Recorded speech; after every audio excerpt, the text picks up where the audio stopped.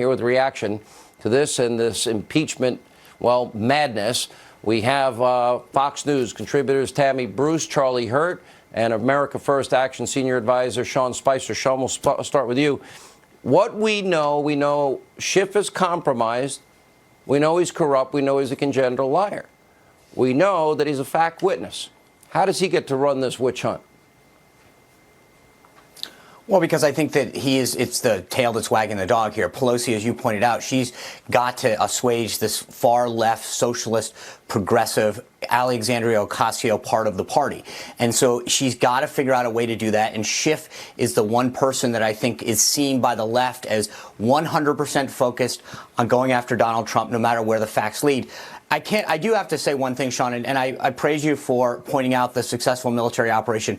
What really saddens me right now is that this weekend was a huge victory, not just for our country, but the entire world. And the president's decision to move forward with that mission has been undermined by this political theater that's going on. And that's a shame, because it was a huge victory, not just for this president, but for this country, for the world. And we should have had time to praise the men and women of the armed services, as you just did, for doing a job that has made the world and our country a safer place. This man murdered American citizens and terrorized thousands, if not millions of people. We should be celebrating that. And instead, we pivoted quickly to this political impeachment witch hunt type thing that is distracting from something that should have brought us together as a country.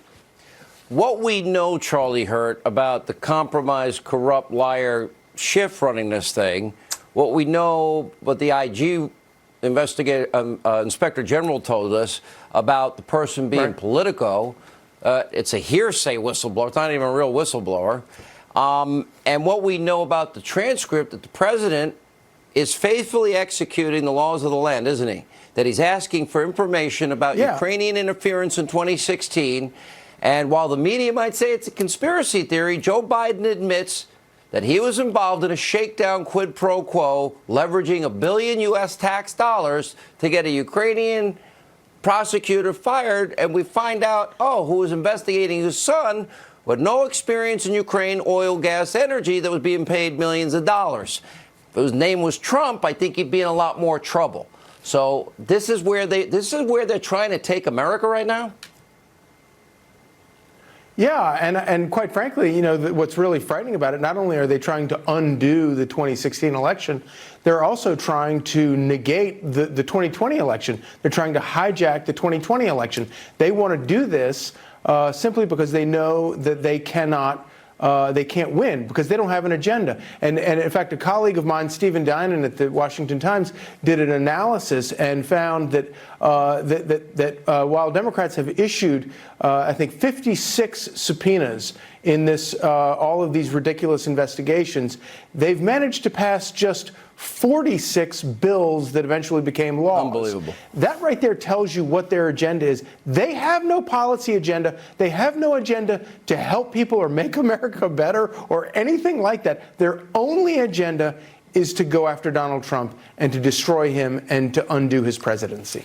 Tammy, I'm really interested in your take on how it's possible the media ignores the Biden corruption, the obvious quid pro quo. The obvious, do you know anything about Ukraine oil, gas? No. Why do you think you got the job? I don't know. Could it be because of your father, the second most powerful man? What would it be like in this country if the name was Trump? Donald Trump Jr., not Hunter and not Joe Biden. Donald Trump. Well, we all know, because historically Americans have seen it, and the way that they're able to do it is they've chosen to do it. They've chosen to ignore it. And this, I think, goes across the board. One of my main points here this evening is for Americans to realize that this is not a group of people who mean well and who are just misdirected and are doing something that they just don't understand is wrong. They know what they're doing. They know that it's false. They know that it's a fraud. And the reason they know is because they've had to construct things out of whole cloth. They've had to fabricate the Russia hoax dossier. And now it appears, and depending on who the whistleblower ends up being with the discussion that is happening now, we may in fact see that this dynamic has been going on as long when it comes to planning, that elements have been involved with the same sorts of individuals that were involved earlier within this notion of this insurance policy against the president, that in order to be able to do this and for the media, look, nothing stays secret in Washington, right? But somehow they've managed to keep the whistleblower's name secret. That takes a lot of agreement and energy. And let me tell you, if the whistleblower and this entire dynamic was genuinely bad for President Trump, it would not still be a secret. The fact that they are holding it as a secret, and this is my point, tells everyone that they know that that exposure ruins this entire scheme, and that's what it is. Now, I'm all for law and order. I don't trust either party. But the fact of the matter is, what's frightening here, and you touched on it in your monologue, that this is something much larger now than a few people who are doing a bad thing. And thank God Donald Trump is the president to be able to deal with the aftermath of the shock of what we have learned over the last 2 to 3 years. And he will be reelected. The American people will see through this, because we do not underestimate them, and we do not underestimate the president. Great commentary. Sean, can I make one quick point Tammy, here? Thank you. I got to run. I have bills to pay, but I wish I could. Thank you, Sean. Thank you, Charlie, and thank you, Tammy.